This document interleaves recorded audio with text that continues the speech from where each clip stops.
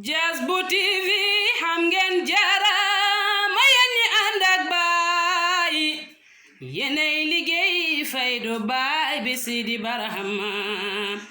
am ngeen ngëneel am ngeen jaarama waa Jazbou TV yal na Yàlla fayal ñu leen Sidi Barhama Jazbou TV ñu ngi leen di ndokkeel yéen ñi ànd ak baay yal na Yàlla jox leen ngërëmal Sidi Barhama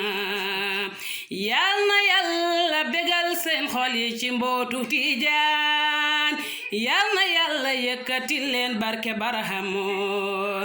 la ilaha illallah gaay daw si leen ñëw leen seetaan Jazbou TV barke Barhama télé la boo xam ne liggéeyal Barhama ci lay dox ñaanal leen ko